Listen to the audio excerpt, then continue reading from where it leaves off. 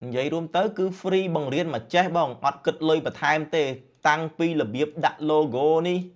ដាក់ slide show អីវ៉ាន់ដាក់តម្លៃដាក់អក្សររត់បាទដាក់អក្សររត់ដាក់លេខវេលុយអីគឺតុបតែងការ live មក complete ជូនបងកំណត់កុំព្យូទ័របងឲ្យ live ច្បាស់ live ស្អាតទៀតបងមិនបាច់ចាំបងទិញអីវ៉ាន់មកឈុតទេបងទិញតែ microphone ក៏បរិញ្ញាទិញតែ microphone ក៏បរិញ្ញាទិញតែ camera ក៏បរិញ្ញាទិញតែឧបករណ៍មួយណាក៏បានដែរបងពីហាងប្អូនគឺប្អូនបរិញ្ញាបងមកចេះទាំងអស់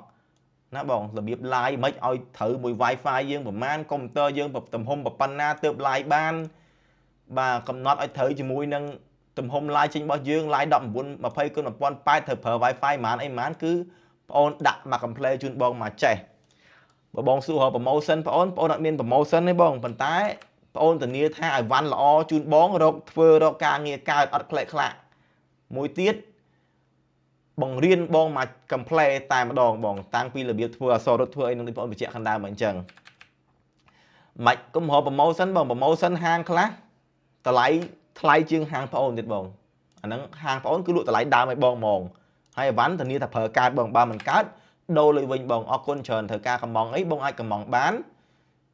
បាទតែប្រហែលមុខក៏បានដែរប្រហែលមុខក៏លក់ដែរអានេះគឺបងប្រើមួយកម្មវិធីនេះបង OBS នេះកម្មវិធី OBS នេះ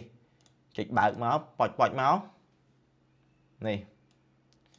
អញ្ចឹងគឺមក complete ជូនបងតែម្ដងអានេះវីដេអូបង live ហើយបងយកមក live វិញ